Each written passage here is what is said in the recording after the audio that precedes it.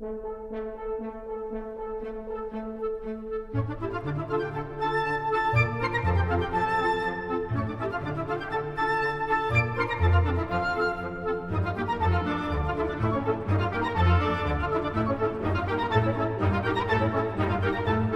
morning and welcome to another episode of 8 Days of Diana Wynne Jones. I'm Rebecca Freymow. And I'm Emily Tesh, and we are also very excited this week to be joined by a special guest, Adrian Tchaikovsky. Hi, Adrian. Hello, thank you very much for having me on the show. Thank you so much for joining us. This is really exciting for us. You are our first guest, and we are so happy to have you. Before we dive into talking about the Homeward Bounders, which is this week's book, and probably my favorite Diana Wynne Jones book, I would say, like of the whole over, do you maybe want to talk a little bit about why you decided that you wanted to come on for this book in specific? Yes, so there are two Diana Wynne Jones books in particular that had a colossal impact on me. Basically, at that very formative time around like 13, 14, it was my sort of second biggest reading explosion. I did not know how lucky I was. The school I was at had an incredibly well run library, which was obviously connected to some sort of larger school library network, which I have a horrible feeling probably doesn't even exist anymore. Oh. But they got new books in all the time, and I just read voraciously. That was basically just what I did for in every free moment at school, like a lot of us, I suspect. And so I came across the Homeward Bounders. Probably it must have been fairly soon after its publication, and also Power of Three. That was the other one, which obviously you've done. And I absolutely acknowledge all of your criticisms on that book, but it's still a book that was enormously important to me. It's a really, really good book that I love a lot and have reread many times. But basically, these were some of the first books I read which taught me about things you can do in books. Because this is something that Wynne Jones does that a lot of authors who are writing for that kind of age group do not, which is she will play games. She will not tell a straight narrative. She will basically make you work for what's going on. She doesn't handhold in a way that many authors of the time did. So with the big thing with Power 3 that you've discussed is you get that shifting perspective of, oh, these are the bad guys. Oh, no, it's not like that. And then again, oh, no, it's actually not like that. They're living on a moorland in the present day of the book. And it's all just happening in the shadow of some enormous sort of reservoir development. And that was just blew my mind.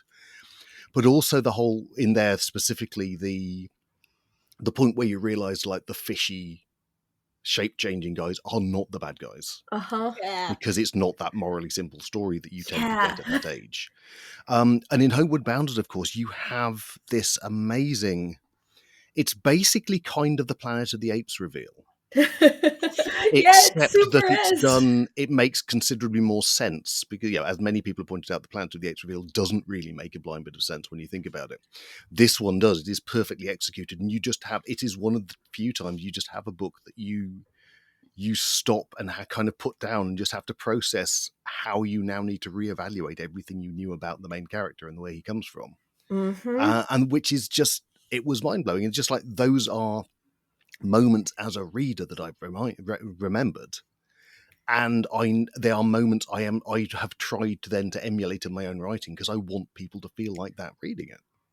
Jones is so unpatronizing to a child audience, a teenage audience. She just assumes that, of course, a 13-year-old can keep up. There's a 13-year-old protagonist, and he understands what happened. So why? Eventually, he gets there. And once he figures it out, it's like, it makes perfect sense that you, as a 13-year-old reader, are like, oh, of course, because it just makes I think this book, maybe among all her others, is one of the reasons that it's my favorite, makes perfect emotional sense. And it's a devastating and terrible emotional sense, but it is a perfect emotional sense. This one is a tragedy. I was saying to Becca in sort of our early chats about it. This book, The Homeward Bounders, is told in the first person, which is the first time Jones has come back to the first person since the tour de force of the Spellcoats in 1979. So this is a few years later, and she actually doesn't use first person very much in general through her work. So it's an interesting choice. And she always has a diegetic first person, right? It's always, have I even said that right? Diegetic. Who knows? It's always within the world of the text, you know how the character is telling this story and where they're telling it and who they're telling it to. And quite a lot of the opening of this book is spent on our narrator, Jamie Hamilton, explaining to us the transcription machine that he's talking into and how it works. And he even tells us he checked to see whether it would do swear words, and it did. And I actually think quite a lot of this, but you can feel her straining a bit against the constraints of children's fiction here, because I feel Jamie Hamilton should be allowed to say fuck. Anybody in the world should be allowed to say fuck. And you sort of get the feeling that he starts out the book like, he's like, oh, I said a bunch of swear words just to test it. No, you didn't. You said a bunch of swear words because you were feeling absolutely miserable and you deserve it. But it's also like, he works his way into telling the story because you get the feeling he sort of doesn't want to start telling it because it's a really sad story. Right, that's what I meant about tragedy, right? The book starts at the end. The book starts after all the action has taken place, and he's telling this story of what has already happened. So there's already no escape. Whatever happens in the book, there's no other way the story could go. This is like the biggest downer ending of, I think, all the Diana Wynne Jones we've read so far, and she doesn't shy away from a heartbreak, but this is a really, really tough one. It's one of my favorites as well. I think we all share this. This is a favorite book. My copy is literally falling apart. It's my childhood copy, and I read it so many times. There are pages coming out. Beautiful. Talking about the ending, that's another thing I think I learned with the idea is actually this is how you sell a win. And make sure that it's not, it's not saccharine. It's not the heroes just kind of getting a free pass from the narrators. I mean, you sell a win by you win the battle, but you lose your personal war. Yeah, like Jamie ends this book by saving the multiverse, but it's a huge at what cost? It's in a way at the ultimate cost. It's a really, actually, I'm really glad that you brought up Power of Three, because I was thinking about Power of Three while reading this, which is also a book about sacrifice and also a book about, I think a lot of ways Homeward Bounders is about religion sort of derogatory. It's about feeling like there are, huge players above, who are controlling your fate and what you do about that and the kind of sacrifice you have to make in order to change your fate, everybody's fate. And Power of Three, which I agree is like, it's a great and fun and fascinating book, but the ending, the win of the ending doesn't really come at any particular cost. Yeah. And this is the opposite of, this is the opposite of that book. This is a book about the sacrifice that you have to make in order to change everybody's fates. Yeah. This is a book about, it's overwhelmingly a book about games. It's a book about different kinds of games you play. It is a book which is explicitly about tabletop gaming, which incidentally, I was like, Madam, you were born in 1934. How do you know so much about 1980s tabletop gaming? It's she does in her acknowledgements note that she consulted a friend. But I had wondered if her children were into it. I kind of wondered that too. Like, you had 3 teenage boys, and I'm sure at least one of them was a huge nerd. Yeah. I mean, it was because one of the other reasons I love this book was because it is explicitly, it's about games, but also you have Adam, who is explicitly, he is a role playing gamer and a war gamer, and those were things I was very into at the time. But this is 81. This is published in 81. She's writing it presumably like 1980. Dungeons and Dragons comes out in the States in 74, I think. 76, something like that. 74. So as a hobby, it really isn't particularly widespread. It wasn't something that most people will necessarily even have come across. It takes a while to get established in the UK, and there's it's fascinating that she's this up on it that early. I mean, we're 2 years ahead of Warhammer even existing, for example, at this point. Yeah. It's that's very, crazy. Very this is so early. And in fact, when we get the explanation of like contemporary 1970s, 1980s gaming from the character Adam quite late in the book, it's a focus on wargaming with sort of set in the real world, and it describes like a war that looks like wars that our narrator has seen as he travels the world, with mud brown soldiers digging trenches.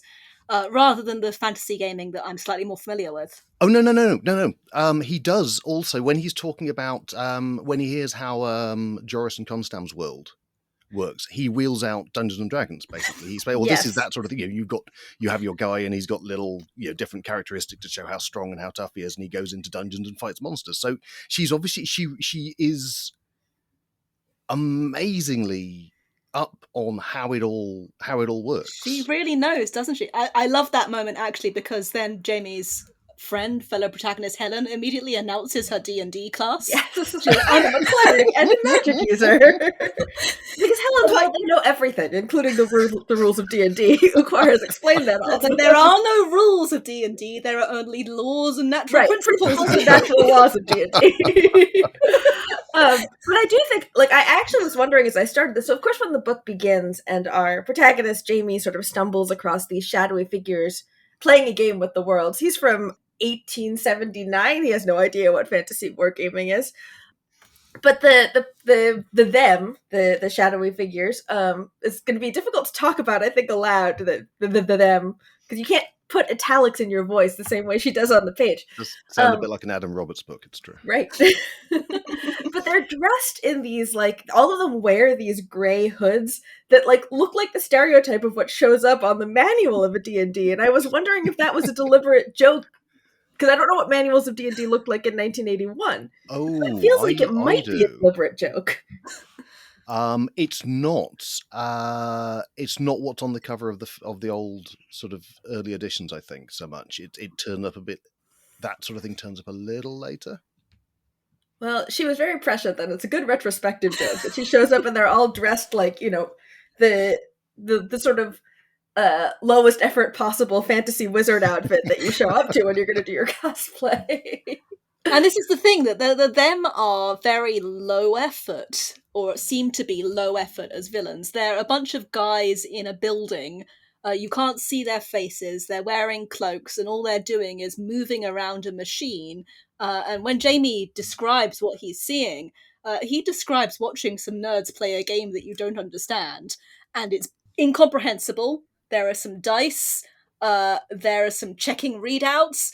But to begin with, them are not that frightening, and they get more and more and more frightening through the book as you understand that their total indifference, their boringness, is what the monstrosity is. Yes, it's that almost that banality of evil thing that I think Pratchett talks about, isn't it? Yeah, absolutely. And it's, one of the things that we've talked about a bunch on this podcast is the way that often when you have in a Diana Wynne Jones book, the protagonist and the antagonist will kind of reflect each other in some way. And I think you absolutely see that with Jamie and them, they're guys who are playing games. They have their little jokes. At one point Jamie goes to the world where everybody's a little bit drunk all the time. And he's like, well, I figured they thought it'd be a little bit funny to have everyone a little bit drunk all the time. I thought it was funny. And I do think this is such a minor detail, but one of the first things we learn about Jamie is he describes the games of football that he plays in the backyard and how they have to make up their own rules because they're playing in a narrow little space to play that game of football. And then he goes to the old fort. He sees Masters of the Real and Ancient Game. He's like, I wonder what this is. And he goes and looks it up. And they're like, well, how about fox hunting? How about cricket? How about chess? It's all just games. It's game, people play games, them play games. Later on in the book, I think in one of the funniest sequences of the book, Jamie and Joris get trapped in this miserable, endless game of cricket. And this is, they're like, oh my God, the rules are, we have no idea what's happening. We keep getting cricket, the ultimate expression of evil. It's very, very funny. It's so funny. And it's also, again, a really, I think, deliberate reflection of the games that them are playing with the worlds. There's a point where Jamie is like, I kept, as we kept thinking that we'd broken the rules. I began to understand that if they'd acknowledged that we'd broken the rules, we could be out and we could stop playing. But no one would admit that the rules had been broken, so we had to keep playing miserably, endlessly, which is exactly what is happening in the broader plot with the rules. Oh my God, playing. I never picked that up. You're absolutely right. That's amazing. That's so Jones, though. That's what she does. She layers and layers her imagery, starting with Jamie's constant rule-breaking games of football that are causing trouble for other people in his community, right? He's kicking his football into everyone's laundry. Right. And ending up with the game of the world played in all possible directions in infinite universes. And the rules that that they are breaking without anybody noticing. So it's like from the start, she's saying like these horrible, these monsters that have ruined Jamie's life for no reason, that are ruining everybody's lives for no reason except their own entertainment, are just like people. They're just people with power who are utilizing their power in monstrous ways. Well, I mean, there's a really, I mean, I appreciate we're putting the cart before the horse. We've not gone through the book or anything, but there's a really, really on point modern analog that I don't know if there was something around it at the time she was writing that would have been equivalent, but they are tech bros. They are. There's this amazing discovery that someone else has made that they then basically pirate.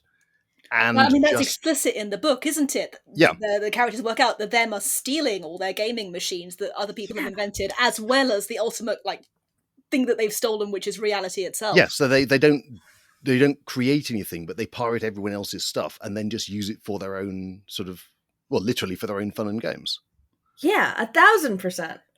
I think Jones has a very keen eye for how people use power or how a certain kind of person abuses power. So you're right, she's prescient. She's foreseen tech bros as a class, but I mean the class of nasty person exploiting others existed long before that. Yeah, it's just because it's in this particular field, it seems amazingly on point right now. It does, It really does. And she's also writing in the context of the Cold War, right? And I think you can really feel that this is a book that's shaped a bit by the Cold War when they get the sense of war worlds. And there's okay, well, total nuclear war is going to happen. And total nuclear war is right round the corner on the world that eventually turns out to be our world. And I do wonder if you also get from that a bit of a sense of people who have taken technology and are using it to play horrible games with the fates of everybody else for no good reason that anybody can understand on the ground. I think you're absolutely right. Shall we actually, this is quite a difficult book to describe. It does some completely insane things, but there is a structure. Shall we go through it quickly? Because I got quite interested in it structurally. I think by this point in her career, Jones has hit something that works for her that she is using in most books. Because this is, I think, the third or fourth book in a row that is 14 chapters with a chapter 7 to 8 perfect midpoint twist. When you've read as many of them as we have so quickly, you go, oh, hello, you have a system. So yeah, Jones has a system. She did this in Time of the Ghost, which is the book before. She does actually do it in Power of Three, which is 14 chapters with a midpoint twist. So in the Homeward Bounders, we start with this sort of prologue sequence of the beginning is the end is the beginning. We're stuck in the tragedy before we get going. But then we go back to Jamie's childhood in 1879, working class England, playing football, exploring town, eventually getting into trouble. He encounters the them. He is told he is a random factor in their game and they've decided to discard him. So all the language of the game comes up quite early, and when it first comes up, Jamie doesn't understand it, and the reader doesn't really understand it either. It's not clear exactly what is implied by what the them are doing. Yeah, I'm actually going to real quick read out the quote because it comes up several times. I love you, Becca. You actually remember to make notes of these things. The quote is, "You are now a discard. We have no further use for you in play. You are free to walk the bounds as you please, but it will be against the rules for you to enter play in any world. To ensure you keep this rule, you will be transferred to another field of play every time a move ends in the field where you are. The rules also state that you are allowed to return home if you can. If you succeed in returning home, then you may enter play again in the normal manner." Right. And none of this is at all clear to Jamie at first when he hears it. It's just, he realises that the options are either they do this to him or they're discussing right before this, can we reinsert him as a corpse? Right. The things are quite delicate, so right. On a corpse. And in fact, the discussion they're having around it is interesting because one of them says, it would bring your revolution closer, but on my side, I can't afford any social unrest. So you can see the nature of the game they're playing already is about large-scale things happening to all of society. So Jamie is a discard. He has to walk the bounds and try to get home. The bounds turn out to be the boundaries between different universes. Every time the them finish making a move in the universe he's in, he is thrown into a new one, and he has no choice about it. He also, through the first half of the book, he learns some more rules that they didn't bother to tell him. He learns that he can't be hurt or damaged. He talks about getting buried alive under a slag heap in a collapsed mine, and he lives, he survives. He learns that other people who try to hurt him, a child who tries to pick his pocket in one world, immediately gets hit by a wagon and killed. So Jamie learns that he is a danger to others and that he is untouchable himself. And he also has to learn a lot of other stuff very quickly. He learns loads and loads and loads of languages. He learns how to steal, how to get by, how to get a job really quickly, how to pass himself off as nobody in particular anywhere he goes. Jamie is, if you like, the ultimate non-player character. He's an NPC in every world, and he is constantly fitting himself into different shapes, making himself into an ordinary person for whatever this world is. And that's the first half of the book, right? Is Jamie learning more about this, and Jamie eventually encountering a couple of other Homeward Bounders, and Jamie trying to show off what he can do.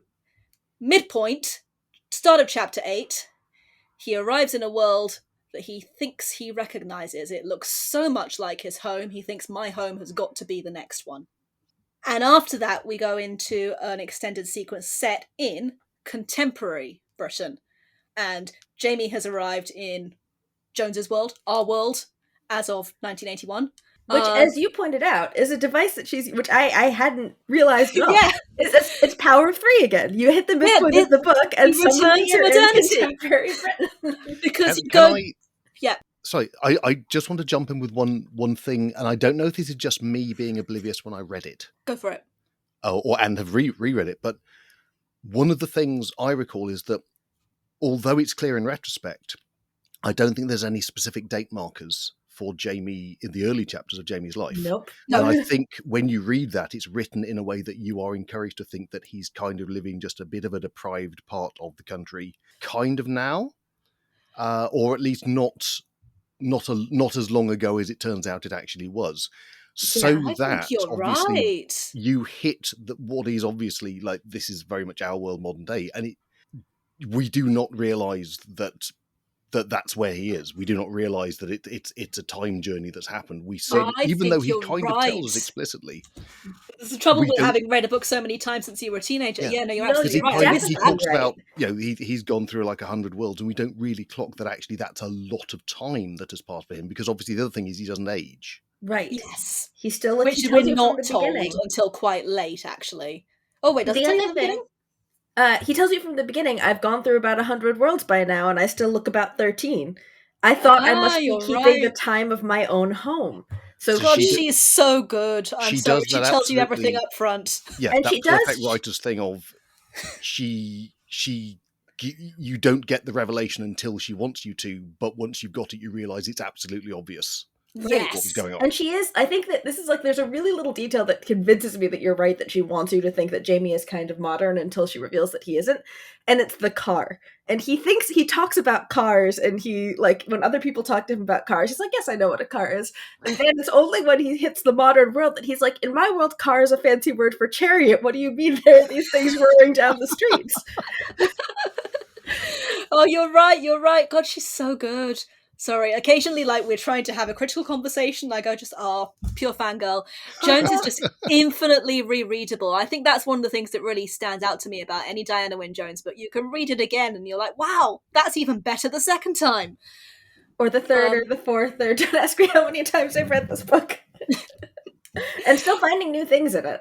Because, as you've said, there are some things that once you've read it twice or three times, you're like, right, I know, of course, he's from 1879. And you forget the first time you read it. It's like, you don't know any of that.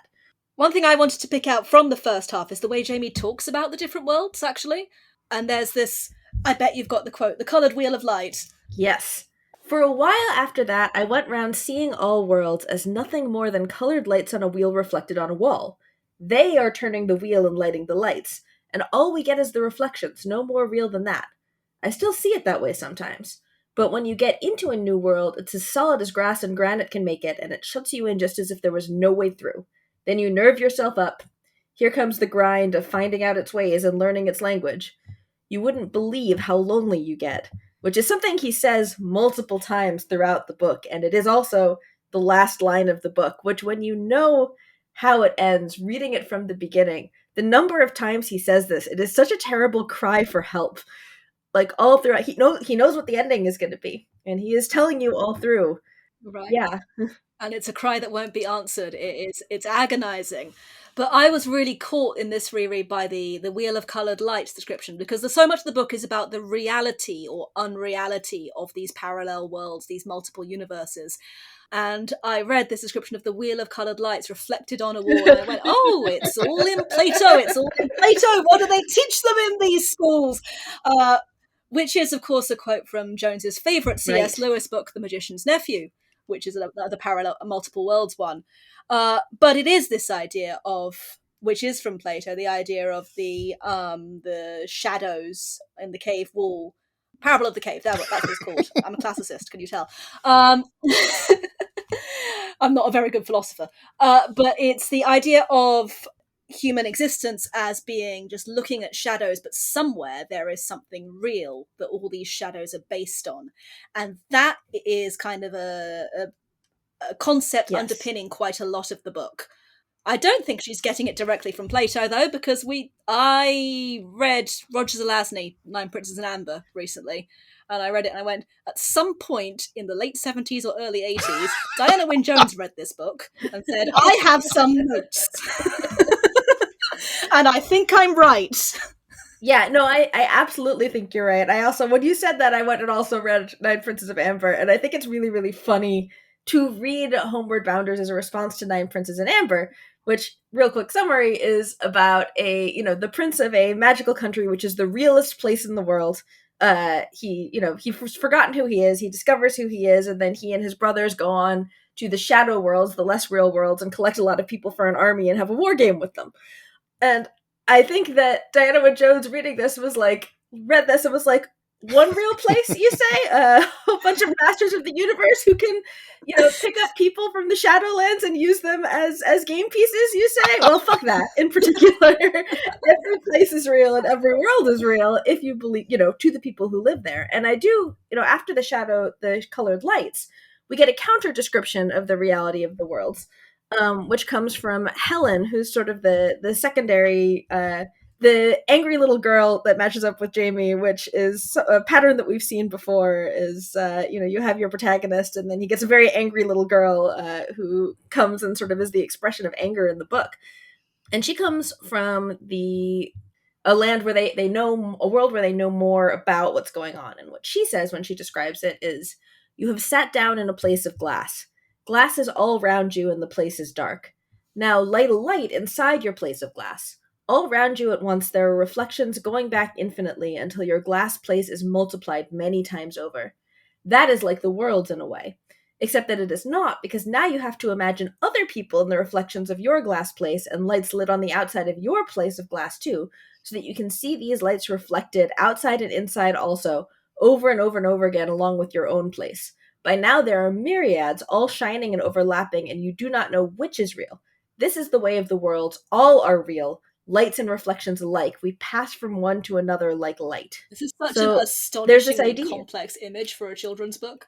And it's beautiful. And I mean, it's you guys have both sort of, I think, taken this idea and worked of multiple worlds, multiple realities, various levels of it, and worked it into your own books.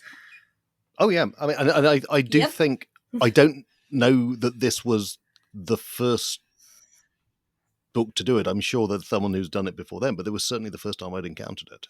Yeah, I think it's, to me, it's a Jones signature, is the multiple universes and the multiple worlds, and she writes in such beautiful ways about them and in such complex ways about them.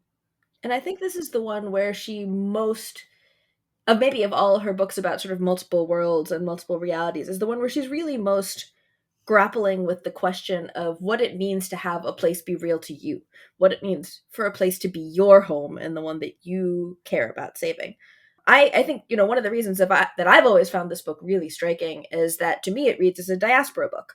It's about losing the place that you come from and trying to go back there, sort of holding it in your mind as this image of, the real and perfect place, and then going back there and finding that it can't be any such thing, right? That the image that you have in your mind, the sort of the idea of a perfect home, is an illusion. It's something that doesn't exist. Because the act of leaving it and going away and being an outsider in various places inevitably makes you an outsider in the place that you left as well, which is what happens to Jamie. He leaves it and he holds this idea of his home in his head for what turns out to be 100 years. And at the point, he gets back there and it turns out to be modern Britain. And it's a place that he doesn't recognize. Even the things that he thinks he recognizes, he's like, oh, this can't be my world because it's a little bit different. The Yellow Canal arches are lower than I remember. And it's because the memory warps. It can't not warp once you leave a place. It becomes a little bit, the reality doesn't match what's in your head about it. But also I thought with that, is it not that things have built up? So in fact, the canal arches are the same, but everything else is bigger. I think you're right. And also that he was a child, and the childhood memories of big buildings. Yeah. I mean, I do have a thing I wanted to say about the way she describes the worlds and the way she sets them up. Because one of the other things I think about, there's a lot of multiple world stuff going on. I guess one thing that happened before this is we get like the parallel evil world from Star Trek. Oh, yeah, for sure. Everyone's evil has an evil twin. And the thing is, again, beloved as it is as an idea, the Star Trek iteration of it makes zero sense. You've got a world where everything has been different, so everyone is evil, but the same guys are serving on the same ship. Right. In kind of the same position. So it's like, and I appreciate that is narratively convenient. And they do this in Sliders a lot as well, for example. Mm-hmm. But it doesn't make any logical sense. But the way she's got it here is just all of these worlds are very different. And occasionally he'll run into, this person looks a lot like that person. Yes. And maybe they share a few personality characteristics, but you don't get that one-on-one mapping that is so beloved of those sort of stories. She has a much more, I think, realistic grasp. So that, there's another bit where Constam is relating different words. He's got the idea, right, you look like you might come from this sort of part of my world. Right. Where he says to Helen, for example. And so you've got that idea of there's that kind of commonality going on, but you don't have this idea of, yes, wherever you go, you meet like the versions of the same heroes doing different jobs or being evil in another universe. And because whilst that makes for story, it doesn't really make for any kind of sense. Yeah. Instead, what Jamie gets is sort of an infinite variety of people who he will never get to really know or have any connection with. He never gets to have like this idea of like multiple versions of the same person. So there's no like ongoing relationships anywhere. Yeah. And this is where the loneliness comes in, right? There's no commonality, there's no threads of continuity between the worlds, which is why when Jamie finally meets other Homeward Bounders in the same position as himself, that it becomes so important and powerful to him to form those relationships. And this is actually, I think, a contrast and a deliberate contrast to the last time we saw her doing multiple worlds, which was Crestomancy. Crestomancy, the whole conceit is there is a version of you in 10 different worlds. And these are the other lives that you might have lived in 10 different worlds.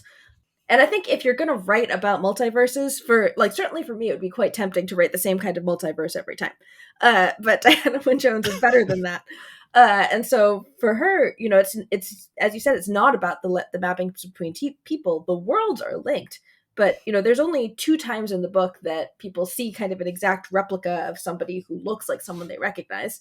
The first time it's the printer who works down the street from Jamie, and he sees a guy who looks just like him herding cows. And it's like, well, it makes me homesick, but that's it. And then Helen, who sees someone who looks very much like her mother in a crowd. And Jamie has to basically hold on to her. They're being 2 halves of a pantomime horse at the time because it's in the drunk, silly world. And stop her from going up to her because she won't know you. She won't know anything about you. This is just someone who happens to look like your mother because faces sometimes do that. And I see the other thing that is very subtle there is that in both cases, it's very soon after the relevant person has become a Homeward Bounder. So again, she's occluding that time, the amount of time that's going on.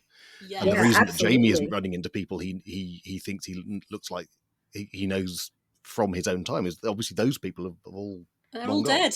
Yeah. They're all gone. Time has moved on.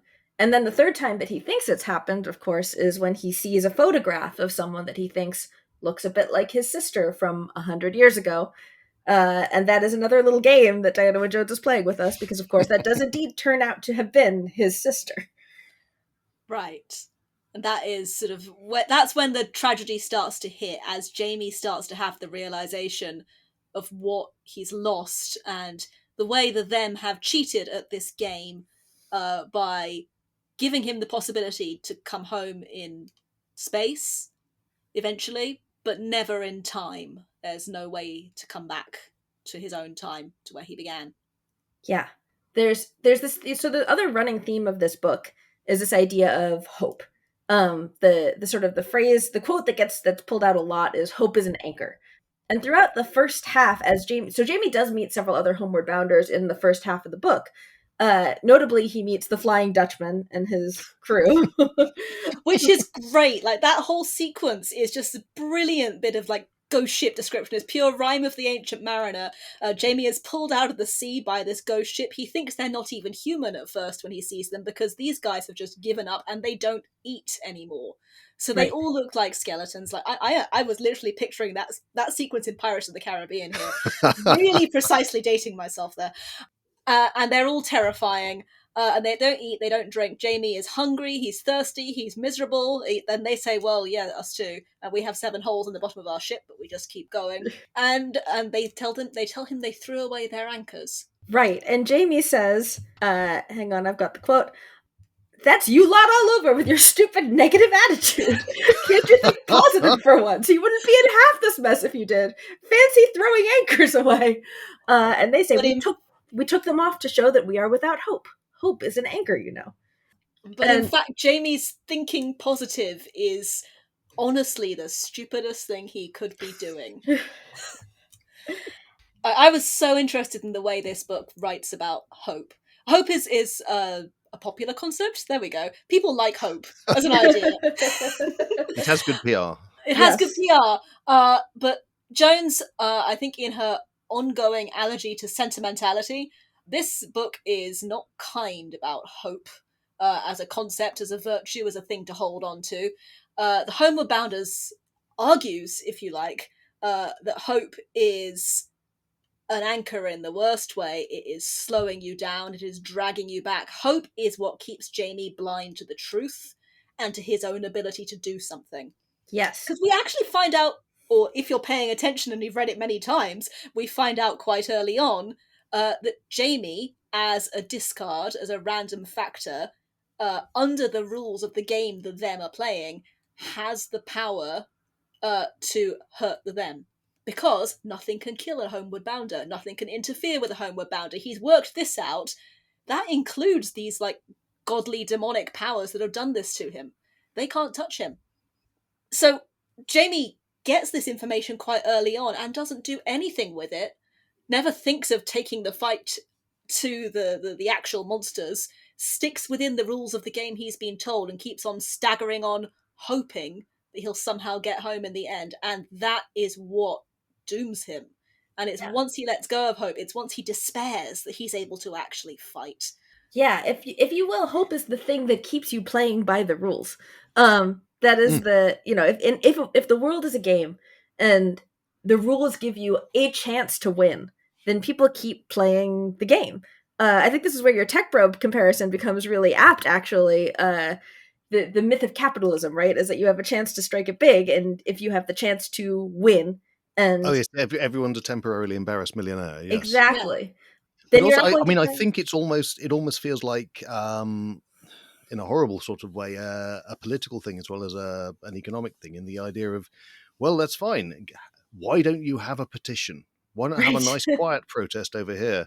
Because as long as you can have your nice quiet protest and you can do your petition, you know you've done a thing, and therefore you're not going to say sharpen the guillotine or anything like that. Exactly. Right. Hope is a way to almost sort of use up your energy without achieving anything. And in fact, there is, like, quite late in the book, we get the arrival of the hero. Oh my god! Jamie has been sloping around being an NPC for many, many chapters, and just in time, Constant Khan arrives. We can't talk about Constant before we talk about Joris. We haven't even introduced Joris. We have to talk about. We haven't talked about the other kids. Okay, let's put a pin in Constam. I love Constam, he's very funny. Come back to Helen and Joris. So Jamie, after being alone for a really long time, encounters 2 other Homeward Bounders who, like him, appear to be children. First is Helen, who is a magic user and a cleric. Helen and Joris both come from D&D worlds. They both come from fantasy worlds, but also quite high-tech fantasy worlds. Right, to them this magic is a science. Right, and they both know more about the bounds than Jamie does. So Jamie's been, sloping along, and, he's been, I think it's very funny, he's been role-playing, he sort of takes on these various different parts as he goes from world to world, but he never really figures, he's gotten very good at playing by the rules that they've given him, but he never figures out a way to alter or change or, sort of slide under the rules until Helen and Joris come along and are like, oh no, this is how it works. You know how it works, right? And he's like, I know how it works for stealing food. I'm very good at that. Right. But what's striking is that Jamie immediately feels that he needs to take care of these 2, to help them, to protect them. And this brings me to my big theory about this book, which you know how every Diana Wynne Jones book has a bad parent in it? I think Jamie is the bad dad of this book. I think this is a story about finding yourself responsible for some 13-year-olds and thinking, but wait, I'm still an angry 13-year-old inside, right? What do you mean I'm the adult here? What do you mean I'm the grown-up? Because the shift from Jamie the child to actually Jamie at the end of the book is a very, very old man. He is over 100 years old. He's a skeleton, he sees himself as. I mean, he still has the body, the appearance of a child, but he has the life experience of someone very old and very unhappy. But that taking on responsibility for Helen first and then for Joris and looking after them, even though he only kind of knows what he's doing, but they definitely don't know what they're doing, but they think they do because they're new and they don't understand. So he's got to do something. And I was like, this is parenting. This is... this is the experience like, oh god, I'm the grown-up. There's also so much stuff, especially in the back half of the book, of Jamie like, well, and then I went out and did errands. I cooked dinner and none of them appreciated me. I'm like, Jamie, you're not the bad dad, you're the mum. You're the martyred mother. These people, and none of them bothered to say thank you. And I mean, I do think that that's something that's quite true about Jamie, is that he will always, throughout the book, there are very, Jamie is often insufferable. I love him very much. He's often insufferable. He thinks he knows best. He's can be a deeply annoying child. But at any point where someone is in trouble and he has the opportunity to help that person, he will help that person before he helps himself. In the middle of the book, he meets a man chained to a rock who's being harassed by a vulture. And this man is very thirsty. And Jamie is devastatingly thirsty himself because he's just come off the ghost ship and hasn't had a drink for however long. But first he gives a drink to the man on the rock before he takes a drink himself. And similarly, when he meets Helen and Joris, and shortly thereafter, he thinks he sees home on the horizon. And he's like, well, I could think the next world is home. I can try and get home. But I've got to make sure that Helen and Joris are settled first before I can do that for myself. And that, if you like, is actually Jamie's true heroic quality, despite the fact that he has none of the sort of traditional heroic epic qualities that we will later see in some other characters. Right. This book is full of protagonists, and Jamie just isn't one. So we meet Helen first, right? And she is the chosen one of her world. It is prophesied that she will bring back the wider times, whatever that means. And she has been sent into exile for more or less the same reason that Jamie became a Homeward Bounder, for realizing what the them were up to. But she understands exactly what's happened, and she is angry, and she is determined to do something right away.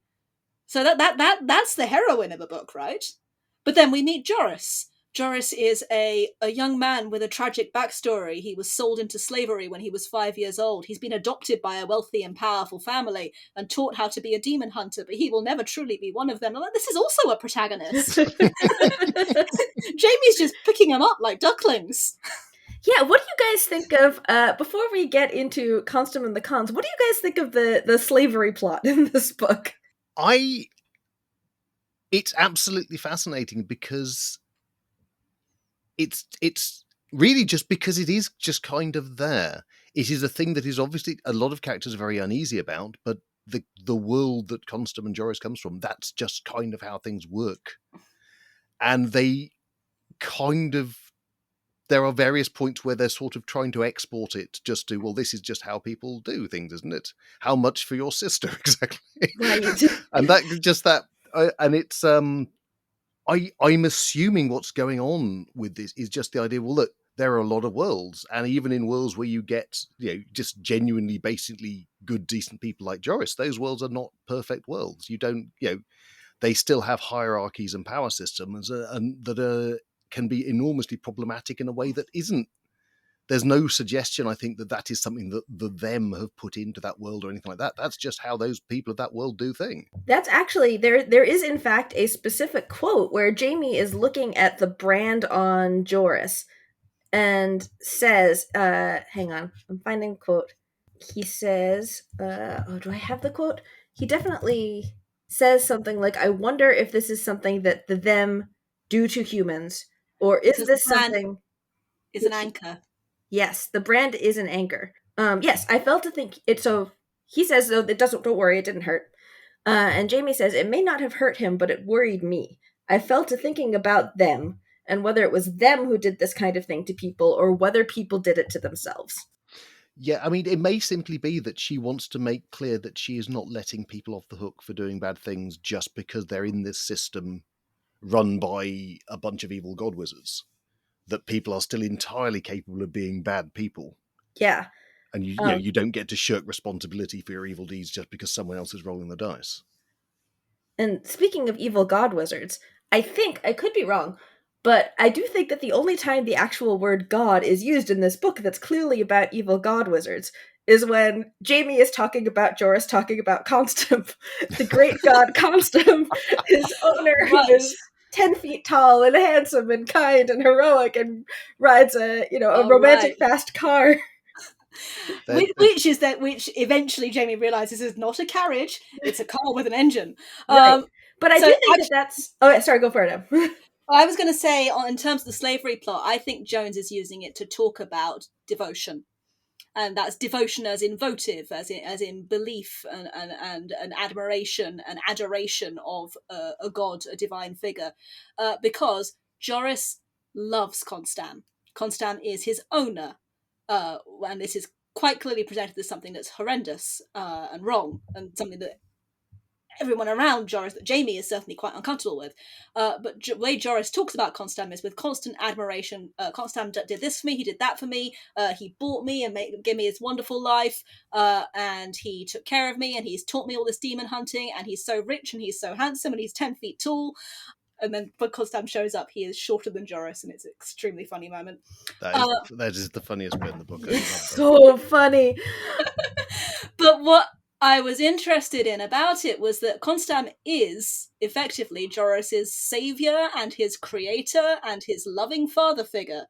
He is Joris's great god Constam. And Joris does genuinely love him. Like, this is the best possible imaginable version of this awful relationship, and it is still awful. And we eventually get Joris admitting that it's horrible, and there's actually quite a funny sequence where Jamie is like, he carefully waited until the most possible people were looking at us before he started shouting about it. Because this is also the sequence where Joris, who first comes into this book as this sort of very controlled and quite cool, Jamie calls him posh, he's clearly a posh, competent boy. Joris is sort of revealed as quite an aggressive and stroppy and emotional teenager. Which I found interesting as almost proof by contradiction. The more obviously Joris is a teenage boy, the more clear it is that Jamie is not. Because Jamie doesn't have these moments of emotional release, doesn't get stroppy or aggressive, doesn't have a crush on a girl that he knows. Because Jamie's not a kid. He might look like a kid, but he's not one. Anyway, I was actually talking about Joris and Constam, right? The whole point of it is that Joris adores his god, but why should Constam get to own him? And I think that is an echo of like the essential doubt about the whole concept of divinity that's in this book. Okay, there are these powerful figures. Why should they get to own you? I'm wrong. There is one other point where the word God shows up, and it's when They meet, whether in, the first adult Homeward Bounder, the three of them meet is Ahasuerus, the Wandering Jew, which there's a lot to unpack there. But one of the things that Ahasuerus says is, they hung me in hope. They gave to me to hope. They hung me in hope as one in chains and put a goal before me and set me on my way. And they put a lie in my mouth so that I may not tell the world about them, but must say that I sinned against God. But this is a lie, and there is power in numbers. Before three of my own kind, I may speak the truth.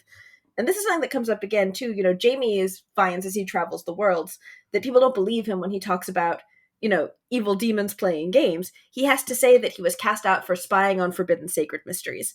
There's this idea, this sort of mirage of divinity that's around them that is false, that is a lie. They don't have a divine right to play games with people.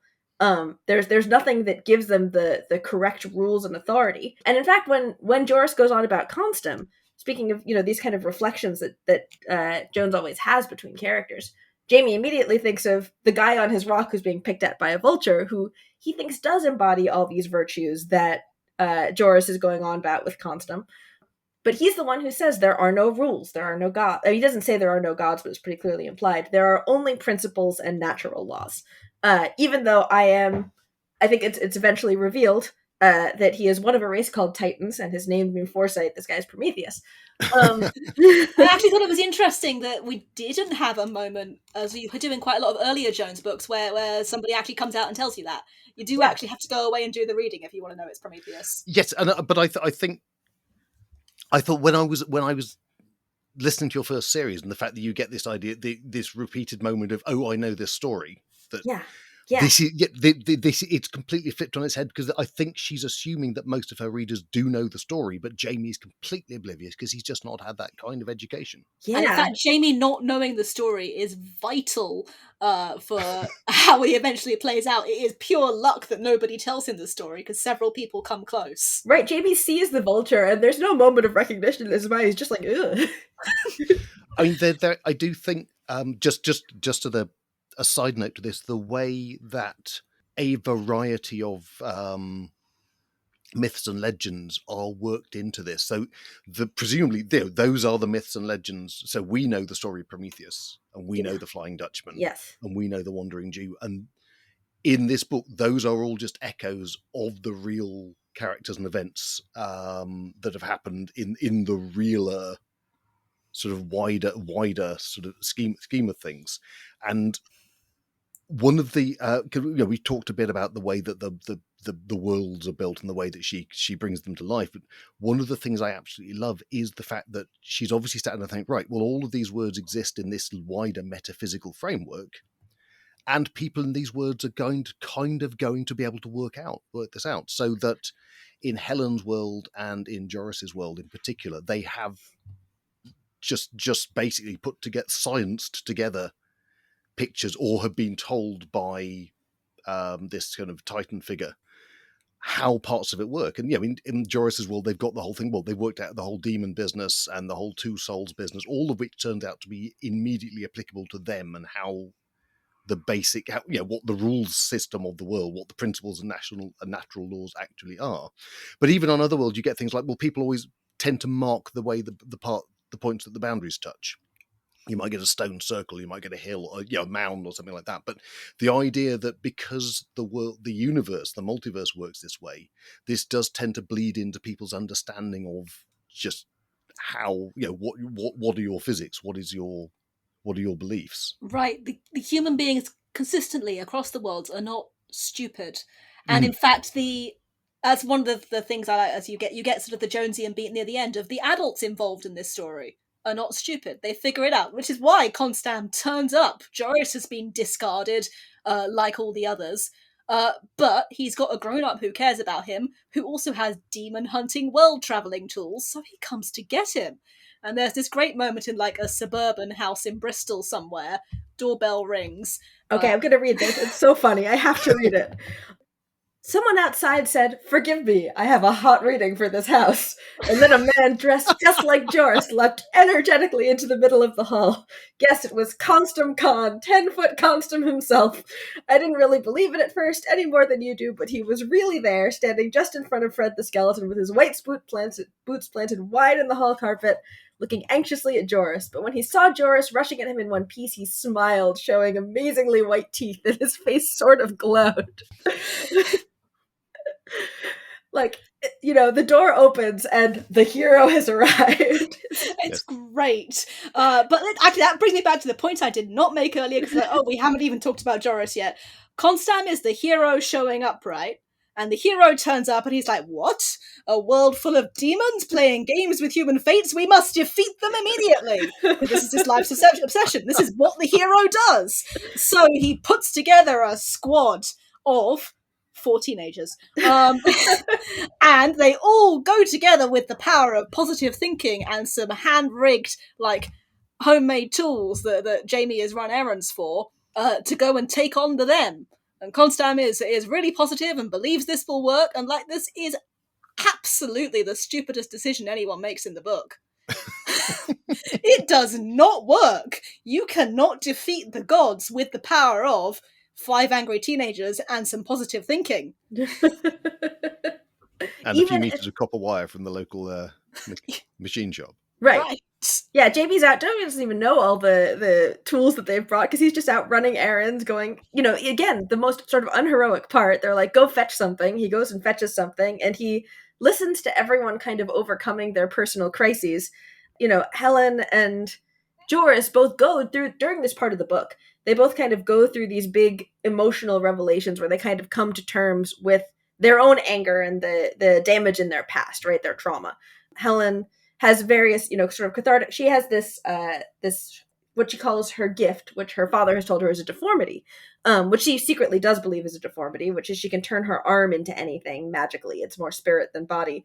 And, over the course of these conversations, she sort of comes to terms with this power that she has and starts thinking of it, less like a deformity.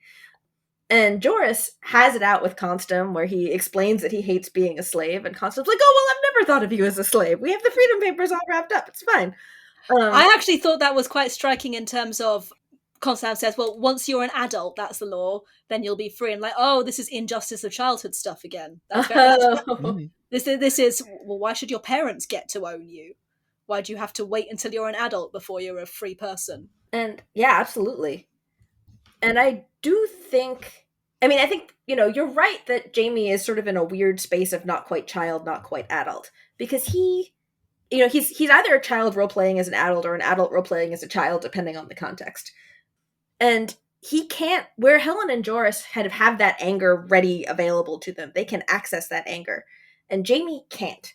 Not until after Helen has had her arc and Joris has had his arc and the whole thing has failed.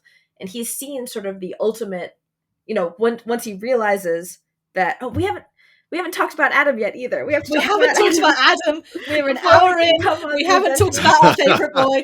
So, okay, Adam McCready is a major character in the second half of the book. He is the last of Jamie's little gang of friends. He is the evil cricket boy. The cricket boy is a standard of Diana Wynne Jones. The Adam version is the one who forces Jamie to play the awful, evil game of cricket, which is the most monstrous thing anyone has ever done to a fellow human. Horrible. It's very, very funny. Which Joris rather enjoys. Joris is like at it. Joris, I'm having a great time, except this is pathetic. I have a knife. But also, Adam is, and you pointed this out, and I laughed so much. Adam is somehow, very, very early, the glinting glasses anime boy. He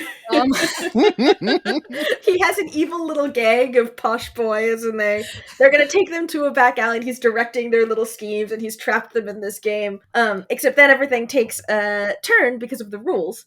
Because Joris does not want to be bullied by a bunch of posh boys from a cricket club. He pulls out a knife. He is not going to be having with this.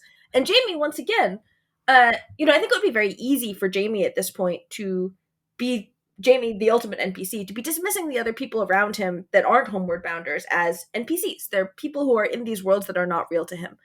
This is something that he never does. He's always really concerned about Rule 2, which is the rule that someone will get hurt if they try and hurt him. So immediately from the start, he's trying to de-escalate and defuse that situation to make sure that no one gets hurt. Joris is not... These kids are not real to Joris. He does not care what happens to them. He has pulled out a knife. He is ready to fight his way free. And because of the various conflagration of, collision of rules, Jamie is the one who gets stabbed.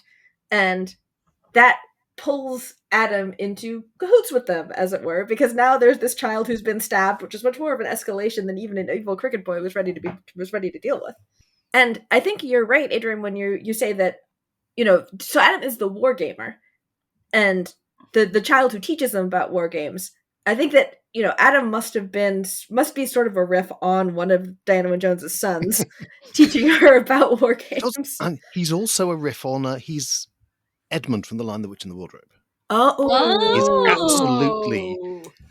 he does... I mean, he's basically... Edmund denied the opportunity for a good betrayal. You're so right. He's ready to sell his sibling out for Turkish delight in a moment. If when they make their assault on them, if one of them had turned around to Adam and said, "We have a space on this table. What do you say?" Oh, you're so right. You are so right. I'm saying this from a position of fondness because I love Adam. He's possibly my favourite character in the book. Great. Just because he is kind of like, he's just sort of, yes, he's one of the good guys, not particularly for any virtue he has. He's just like, that's literally how the dice fall. Right. Turns him into one of the gang. But except he's for one not a thing nice guy at is all. the trait he has in common with Jamie, which is terrible, self-destructive curiosity. And this is what got Jamie into trouble in the first place when he spied on them, trying to figure out what it was all about. And it's that same kind of curiosity which drives Adam to listen to the Homeward Bounders when they talk about the trouble they're in, and to get involved and to try and find out more at every turn. And of course that echo between these two characters starts off as just like an echo and becomes more and more telling. They're exactly the same size. It's Adam's clothes that Jamie tries to steal when he's trying to steal a school uniform to fit in our world. They have another trait in common too, which is they're both extremely commercial minded. Helen is always making fun of Jamie for his commercial mindedness, for asking how much things cost. Adam hears about slavery and is like, how much do you think my sister would bring on the open market? She's a redhead. Does that help? Right. And in fact, Adam's like avariciousness is very, very funny. But it is slowly made clear that this similarity between Jamie and Adam is not pure coincidence, because Adam is Jamie's sister's great grandson. This is family. This is a connection over time. But it's a very, very distant connection. Yeah. They are, in fact, there's a direct relation. They are the same, which is what the final thing that pushes Jamie over the edge to absolute despair. Once this well-planned assault, well-planned by heroes who have, as you've said, sort of the knowledge and the tools and the technology to undertake this. And to, I think reasonably think, given the information that they have to undertake this, Constam hasn't seen them. Nothing in his experience has prepared him for the scope of them. He understands how to fight demons, and he's very, very good at it. Right, Constam is under the impression they're only going to be fighting two of them, because that's what everyone has seen so far in the world where they are, is there are just two them playing there. And it's only when they make the assault they realise that this is just sort of one slice of that infinite reflection of mirrors, and that there are them all around them. Yeah. And they all get cast out to the bounds, except Jamie, who is right where they were. Jamie's been sent home. And he goes home. He goes to Adam's house and meets Adam's father. The one time we actually see, speaking of the adults arriving, he meets Adam's parents, and they're nice and they're normal and they are willing to listen, and they understand about, they start to understand who Jamie is. And Jamie's like, if I stay here, I will just be a living skeleton. I am a ghost here. There is no home for me. Home never... The chance to go home, this idea, this hope that I've held on to, that I was going to go home and everything was going to be normal, was an illusion from the first year that I was gone. Which that's, I think, the moment when it's most clear that Jamie is an old man. When he stands there next to this, Adam's father is a doctor. He's got a display skeleton up in his front hall, and Jamie stands there next to Fred's the skeleton. And it's like that's me. I don't want to be the skeleton, and he runs away. Yeah, and that's really when, after Helen and Jamie have sort of accessed their fundamental traumas and worked through them and entered their heroic destinies. Now Jamie is looking his sort of fundamental tragedy in the face for the first time, and it leads him to his destiny. Which is there. So he is also, in a way, a prophesied one, right? Which is that, when he ends up going back to the man on his rock with the vulture, and when he gets there, he puts his hand on the man's chains and they start to rust immediately. And that's when he learns it's not the chains. It's the anchor. It's the anchor they're connected to. That symbol of hope. When Jamie arrives with all his hope finally stripped away, in total despair, it's that despair that gives him the power to undo the anchor that is chaining down him on his rock. Yes. And eventually what he's told is that the man on his rock is the one who first discovered the truth about worlds. He says they put it about that I was imprisoned for starting fires, which is such a fun. It's a great joke, but it's also a really nice metaphor, right? For information as a fire that starts, that lights up sort of danger and power at once. And it's also, I think, speaking of echoes with earlier books, I do think there's something that in a lot of ways, Jamie and Ukwar are kind of a rerun on David and Loki from 8 Days of Luke. Ukwar is red-haired. He's in chains like Luke when he starts fires.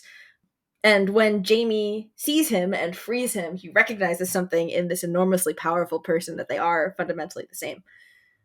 But what Ukwar was told by them when they chained him up is they said, if you are chained, there will eventually be someone for whom no place is real, and he will come along and release you, and you are bound to hope that he will come. And then they went and told all the early Homeward Bounders this too. All of the early Homeward Bounders who've already learned long ago that there's no chance for them to get home the way they think of home. Been like, well, one day I'll be free because this child will, someone will come along who's hopeless and will free him. But we are stuck with this hope that someone, that the rules say that there's a way out. And it's only towards the very end of the game when they have these last couple of Homeward Bounders on the bounds that they have to stop telling them that to keep the rules, to give this opportunity that someone will come along who is truly hopeless. Right, because what them have actually done is stolen reality. Yes, and it's maintained because they made it a game and the game is rigged. But as long as people know that they're playing a game and there is a tiny chance that you can roll that dice and get the result that will let you win, they will keep playing rather than trying to go outside the rules and rather than trying to rise up. And so right, you keep pulling that slot machine, and sooner or later it's going to come up triple cherries or whatever.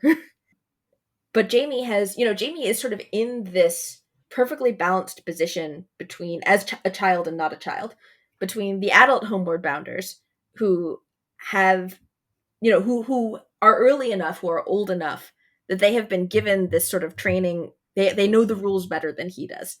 And the children that he picks up, Helen and Joris, who have the fierce, fresh anger that he's sort of lost over the course of 100 years.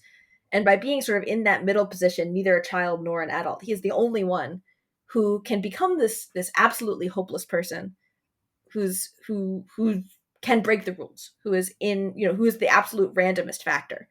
And the reason that this happens to him, I think, going back to the idea of Constance as the hero and Jamie as the ultimate NPC, is because them underestimate him. They look at this cast of heroic characters, and then they look at Jamie and they're like, well, he's not the one we have to worry about. And so he's the one that they immediately remove from the bounds. They send him home. But is it not also because he's actually got home? Yeah, that's true as well. So he's there already. He's not a Homeward Bounder at that point. And he doesn't know. He doesn't realise he's not a Homeward Bounder until he wakes up after they've lost. It's like, I do recognise that canal bridge. I am home. Yeah. And he says, they thought I was the most harmless one, but then I went and chose to go on being a Homeward Bounder, and that made me real. it made me like the Joker in a pack of cards. No wonder. Always the game metaphors with this one. Yeah. like when Adam first meets Jamie and Joris, he's like, chessmen, red and black. Because Jamie is constantly different kinds of game pieces and different bits of card, but now he's the Joker. He's free. He can act. And that brings us to the ending. I mean, Adrian, you said at the beginning that it's a win, right? It's in a way, it's a happy ending. It's a qualified win. Yes. So, I mean, do you want me to just go for it? Yes. So basically, once Jamie has freed the Titan, who's basically referred to, I think, just as him. Yes, him on his rock. Yeah, we've got him and them in this book. It's not an easy one to talk about out loud. Yeah, but it does bring over the idea that both he and they are this other class, this kind of elder class of being, really. Yeah.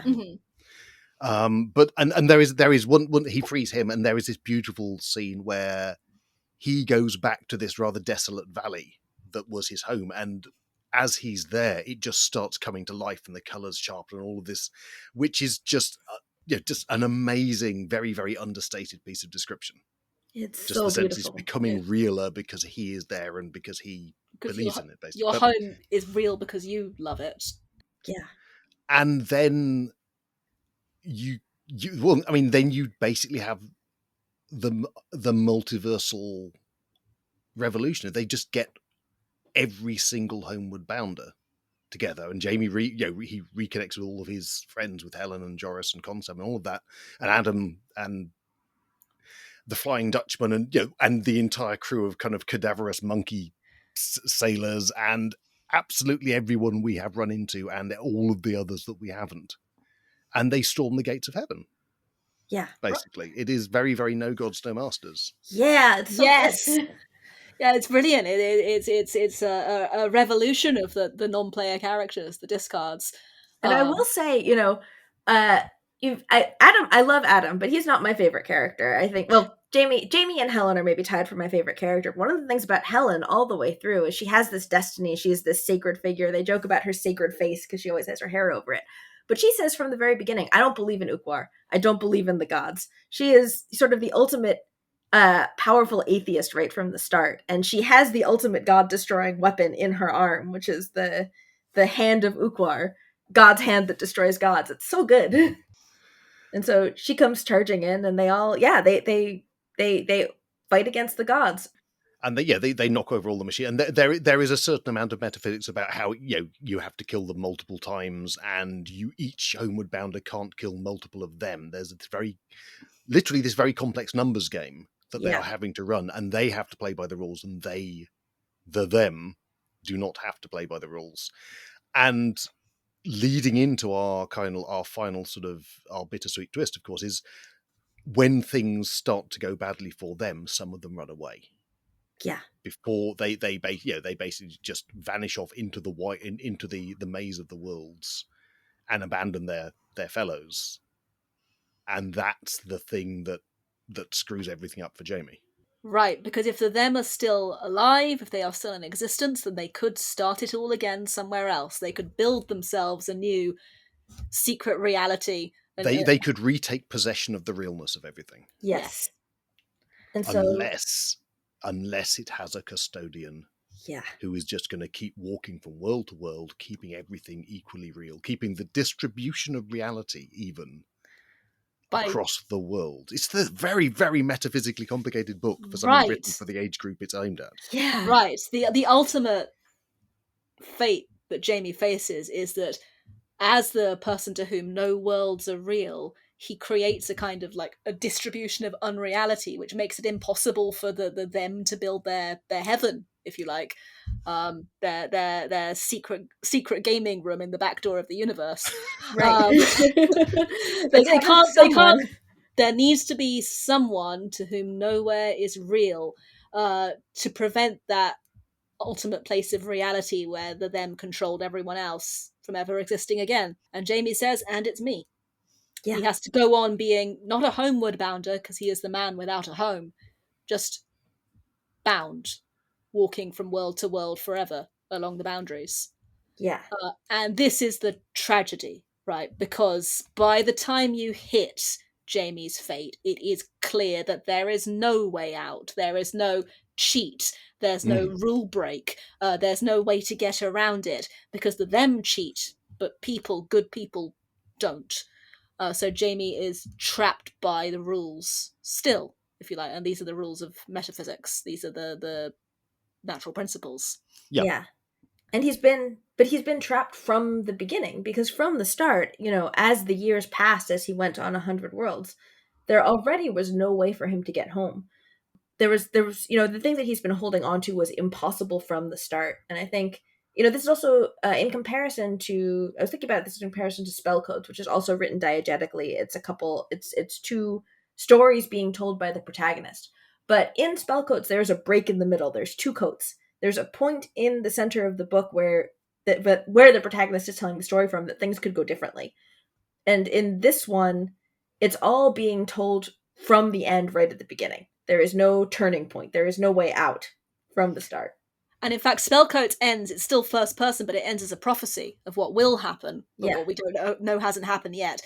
Everything in the Homeward Bounders within the world of the book has already happened, cannot be changed. It's time, isn't it? It's time is the thing you can't get away from in this book. The time has already happened. Time has already had its way with you, and there's no way out. And the thing that's so sad about it is that time will go on having its way with him, because the thing that happens in the back half of this book is that Jamie does form these profound, important connections with everyone that he meets.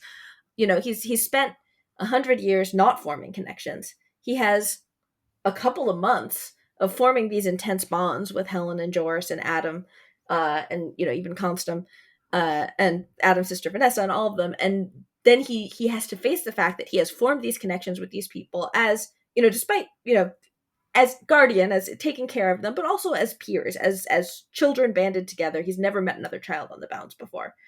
And they're going to get older than him. And he is going to continue looking eternally 13. And their relationship is going to shift and shift and shift until it doesn't exist anymore. And then they're going to be gone. And he's still going to keep going. It is so painful. I do have a really strong emotional memory of reading it for the first time as a teenager and going, oh my God! It's a really, really painful ending. It is, and but it's also, I think, narratively enormously satisfying. Yes, because everything they win, and they win a whole multiverse away from them. They win freedom. It is earned by what Jamie has to pay for it. Yeah, yes. And everyone but Jamie gets their happy ending. It's sort of that, there's books that I've read where the main couple or the main character gets their happy ending and everyone around them sort of falls away, dies, or gets, a sort of contrasting bad ending. And this is the exact opposite of that. Joris gets his freedom. Helen gets, to come into her own and fix her world. Constam and Adam's sister fall in love. They're going to go off and be demon hunters together. This happens, almost incidentally off page. I guess Adam has a pretty bad time of it, but Adam gets to know the secret truth of the worlds, and that Adam loves that. Everyone gets a happy ending, and Ukwar, of course, is free to go back to his home, having been sort of the ultimate sacrificial character for the first millennia. Now it's Jamie taking up the mantle of Ukwar to become sort of the second eternal sacrifice. Yeah, I read this and I was like, is Jamie Jesus? Spends quite a lot of time turning the other cheek in order to avoid accidentally murdering people with the rules of being a Homeward Bounder. Tries to give Adam the clothes off his back, eventually sacrificed for the sins of all the worlds. Also, he appears to be a holy ghost at the same time. I'm like, is this boy Jesus? Kind of. It really is, though. I hadn't really thought about it, but it is a fascinating inversion of the standard kind of fantasy plot you tend to get, where it's just like, well, all right, yes, we had that whole battle and several thousand people died, and this this person got to sort of heroically sacrifice themselves to hold the gate and all that sort of thing. But it's okay because the right person's the king now, right? And it is absolutely the opposite of that. It's just like, no, so that everyone else can have the good time. It's almost like someone say, right, yes, I will go into the hole in Omelas. Yeah. Yes. Yes, that's it. 1,000%. This is the child who will suffer forever to create the better, not just the better world, but the better multiverse. Yeah, it's the exact opposite of it. Instead of, I was thinking about this in terms of Constam as the hero and sort of the inversion of that, but you're right. It's like, instead of the right person is the king, it's the right person is the sacrifice. We found the terrible shape to fit in that terrible hole. But it's also, it's the triumph of hopelessness, if you like. It's despair, it's hopelessness that is the turning point, that is the power in this book that gives Jamie the ability to set himself free and then set others free. And that hopelessness has to continue for that freedom to continue. There has to be that sort of linchpin of despair for the freedom of the world to exist. If Jamie had hope that, now things are going to be fine, that would almost undo everything that he achieved. Yeah. And I do think also it goes a little bit back to Drowned Ammon as well. The secret to, the person who makes the ultimate sacrifice, the Jesus and, the Father, the Son, and the Holy Ghost. But it's also just, all throughout, he emphasizes from the beginning, I was the most normal kid you ever met. I was a bog standard child. I got through 100 years by pretending to be just and every person a background NPC. I have none of the heroic qualities that you get from a Constam or even a Helen. So it really is, what if God was one of us? But like, thank you, Becca. Thank you for that. But it is like, your God is not God. God is just a person. Just, the hero is not just a person, just the most average person in the world. Who is the rejection of divine specialness. Sorry, I'm interrupting you because I'm excited. No, it's important.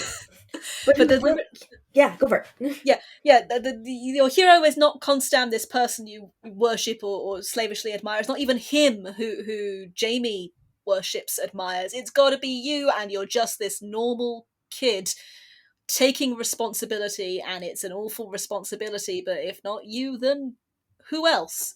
Which is a Terry Pratchett quote. Yeah. Do you guys have any last words on Homeward Bounders before we end it there? I mean, I had a whole page of notes I wanted to talk about, and we have literally just we have organically covered every single one of them in the course of this discussion. I have absolutely nothing left on my page now. Go us! No, we've had such a wonderful time talking with you, Adrian. It's been an absolute pleasure. Thank you very much for joining us. Thank you so much for joining us. This was a blast. I'm really, really glad we got to do this. Yes, thank you very much for having me on. All right.